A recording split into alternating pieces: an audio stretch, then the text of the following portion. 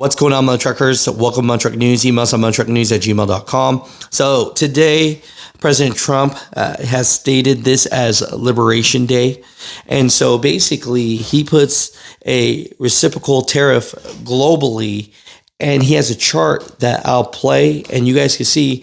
And it's not going to be a tit for tat. It's going to be actually almost like, it seems like half. So whatever they're charging tariffs on us, we're going to go almost half on them. Okay. And, President Trump believes that, he needs to bring jobs back to America. And so I'm going to play this video so that you guys can see what was announced at 4 p.m. Eastern time. And let me know what your thoughts are about this.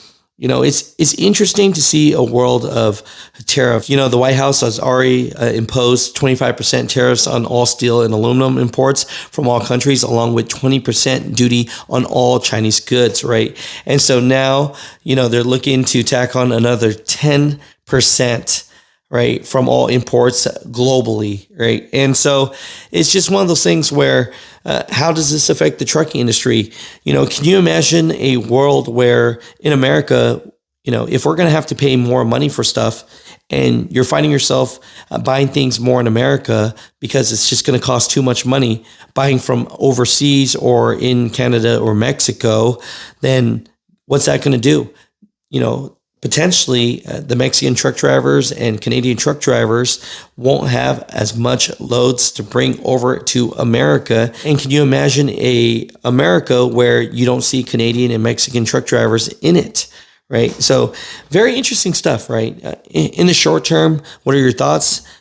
People have stated that they think that this is going to raise prices for all consumers because a lot of American companies, we'll give example like Walmart, Nike. Yeah, their headquarters might be in America, but their sourcing and their manufacturers are actually in foreign countries.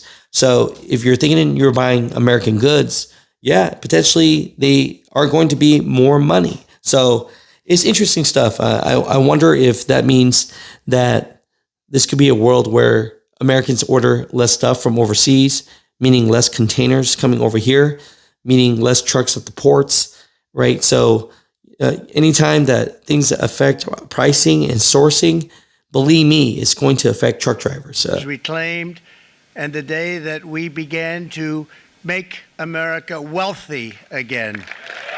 We're going to make it wealthy, good and wealthy. For decades, our country has been looted, pillaged, plundered by nations near and far, both friend and foe alike. American steelworkers, auto workers, farmers, and skilled craftsmen, we have a lot of them here with us today.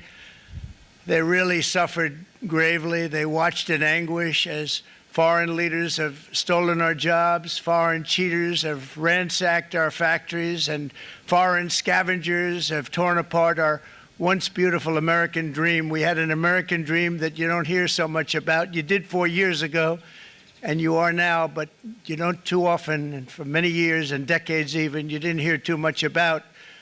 Our country and its taxpayers have been ripped off for more than 50 years, but it is not going to happen anymore. It's not going to happen. In a few moments, I will sign a historic executive order instituting reciprocal tariffs on countries throughout the world. Reciprocal, that means they do it to us and we do it to them. Very simple, can't get any simpler than that. Look at that. China, first row. China, 67%. That's tariffs charged to the USA, including currency manipulation and trade barriers. So 67%, I think you can, for the most part, see it. Those with good eyes, with bad eyes. We didn't want to bring, it's very windy out here. We didn't want to bring out the big charts because it had no chance of standing. Fortunately, we came armed with a little smaller chart. So it's 67%, so we're going to be charging a discounted reciprocal tariff of 34%. I think, in other words, they charge us, we charge them less. So how can anybody be upset? They will be, because we never charge anybody anything. But now we're going to charge. European Union, they're very tough, very, very tough traders. You think of European Union, very friendly. They rip us off. It's so sad to see. It's so pathetic. 39% we're going to charge them 20%, so we're charging them essentially half. Vietnam, great negotiators, great people. They like me, I like them. The problem is they charge us 90%. We're going to charge them 46% tariff. Taiwan, where they took all of our computer chips and semiconductors. We used to be the king, right? We were everything. We had all of it. Now we have almost none of it, except the biggest company is coming in. We're going to end up with almost 40%. Lee Zeldin's working to get their approvals. And it's an amazing company. Mr. Wei, of one of the great companies of the world, actually, they're coming in from Taiwan, and they're going to build one of the biggest plants in the world, maybe the biggest for that. But 64%, we're going to charge them 32%. Japan, very, very tough, great people. And again, I don't blame the people for doing it. I think they're very smart in doing it. I blame the people that sat right in that Oval Office, right over there, right behind the Resolute desk or whichever desk they chose. Japan, 46%. They would charge us 46%, and much higher for certain items like cars, little items like cars. 46%, we're charging them 24%. India, very, very tough, very, very tough. The Prime Minister just left, and he's a great friend of mine, but I said, you're a friend of mine, but you're not treating us right. They charge us 52%. You have to understand, we charge them almost nothing for years and years and decades, and it was only 7 years ago when I came in, we started with China, charged. We took in hundreds of billions of dollars from China in tariffs, and they understood, honestly. President Xi understood. He said, look, I understand, and the other countries, and they all understand. We're going to have to go through a little tough love, maybe, but they all understand. They're ripping us off, and they understood it. Prime Minister of Japan, Shinzo Abe. He was a fantastic man. We have to do something. A trade is not fair. And he said, I know that.